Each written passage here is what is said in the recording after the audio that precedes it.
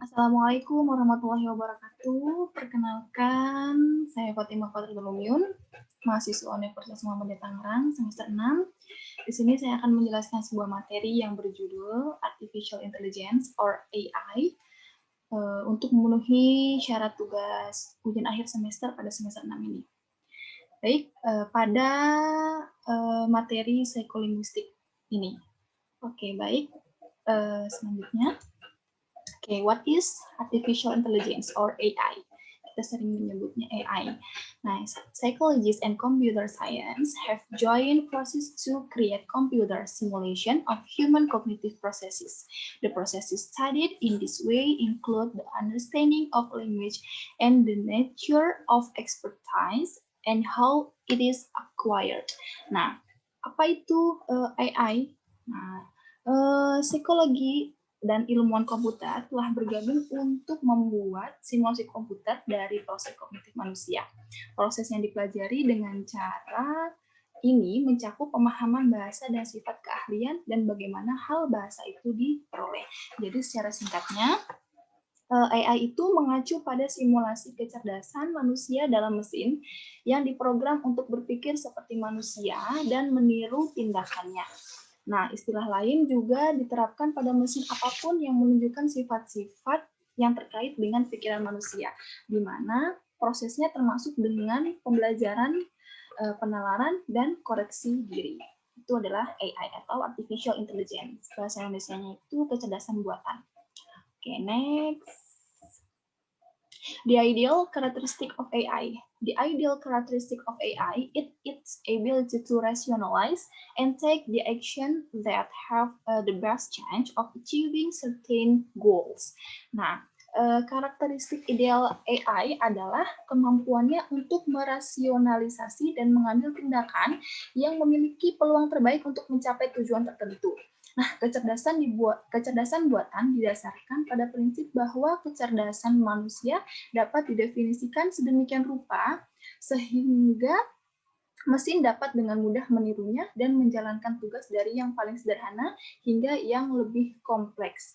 Nah, tujuan kecerdasan buatan meliputi pembelajaran, penalaran, dan persepsi. Next, types of artificial intelligence or AI. Nah, Aaron Hines, Assistant Professor of Integrative Biology and Computer Science and Engineering at Michigan State University, categorizes AI into 4 types, from the types of AI systems that exist today to living systems, which do not yet exist. The categories are as follows: Type 1, reactive engine; Type 2, limited memory; Type 3, theory of mind; and Type 4, self-awareness. Nah, Aaron Hines, oke, saya akan menjelaskan jenis-jenis kecerdasan buatan.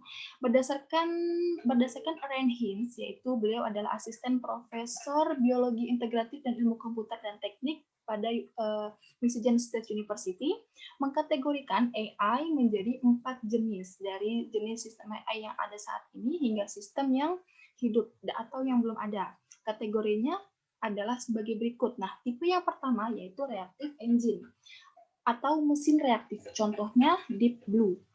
Program catur IBM yang mengalahkan Garry Kasparov pada tahun 1990-an, Deep Blue dapat mengidentifikasi bagian-bagian di papan catur dan membuat prediksi. Tetapi ia tidak memiliki ingatan dan tidak dapat menggunakan pengalaman masa lalu untuk memberitahu langkah berikutnya. Nah, yang type 2, limited memory atau memori terbatas. Sistem AI ini dapat menggunakan pengalaman masa lalu untuk menginformasikan keputusan masa depan. Beberapa fungsi pengambilan keputusan dalam mobil self-driving dirancang dengan cara ini. Pengamatan menginformasikan tindakan yang terjadi di masa depan yang tidak terlalu jauh seperti jalur penggantian mobil. Pengamatan ini tidak disimpan secara permanen. Yang ketiga, type 3, theory of mind, atau teori berpikir. Istilah psikologi ini mengacu pada pengertian bahwa orang lain memiliki keyakinan dan keinginan sendiri dan niat yang mempengaruhi keputusan yang akan mereka buat. Akan tetapi AI jenis ini belum ada hingga saat ini. Type 4, self-awareness, atau kesadaran diri. Dalam kategori ini, sistem AI memiliki rasa diri dan memiliki kesadaran. Mesin dengan kesadaran diri memahami keadaan mereka saat ini dan dapat menggunakan informasi untuk menyimpulkan apa yang orang lain rasakan. Tetapi AI jenis ini belum ada sampai saat ini, sama seperti yang type 3. Oke, next. Nah, oke, sebentar saya geser dulu ya. Kelihatan. Okay. Another difference between many AI programs and natural language processing lies in the fact that linguistic information may have to be coded for presentation to the computer. Thus, some AI models of spoken word recognition depend upon the researcher transcribing the utterance into phonemes. AI research explore a number of specific areas of human cognition which are relevant to language, knowledge representation, learning, inference, and search. Nah, perbedaan lain antara banyak program AI dan pemrosesan bahasa alami terletak pada kenyataan bahwa informasi linguistik mungkin harus dikodekan untuk presentasi ke komputer. Dengan demikian, model AI pengenalan kata yang diucapkan bergantung pada peneliti yang menyalin ucapan ke dalam fonem. Penelitian AI mengeksplorasi sejumlah area spesifik kognisi manusia yang relevan.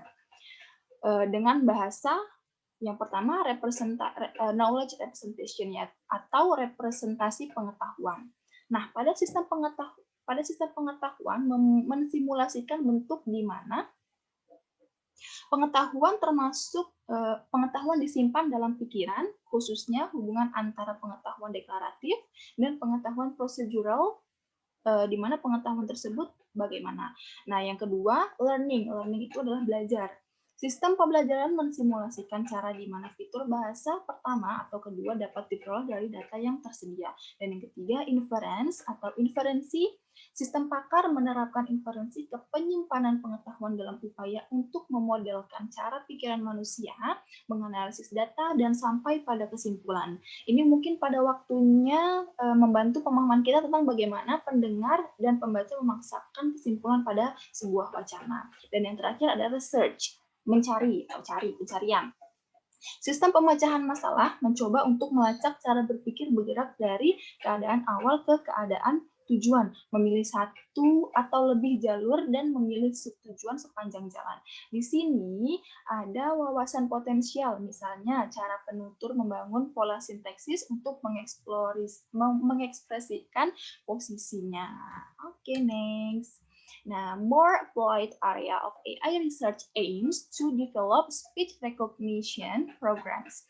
This project faced a major problem in the fact that human voice vary enormously in pitch, in articulatory settings, in the shape and size of the articulator, in full fit, and in paralinguistic features such as brightness. Okay. Nah, area penelitian AI yang lebih terapan bertujuan untuk mengembangkan program pengenalan suara. Proyek-proyek ini menghadapi masalah besar dalam penyataan bahwa suara manusia sangat bervariasi dalam nada, dalam pengaturan artikulatoris, dalam bentuk dan ukuran artikulator yang terlibat, dan dalam fitur paralinguistik seperti breathness. Nah, beberapa program, misalnya sistem penjawab telepon, dirancang untuk membedakan antara sejumlah kata yang diucapkan oleh berbagai suara. Nah, misalnya program transkripsi dirancang untuk membedakan antara sejumlah besar kata yang diucapkan oleh satu suara.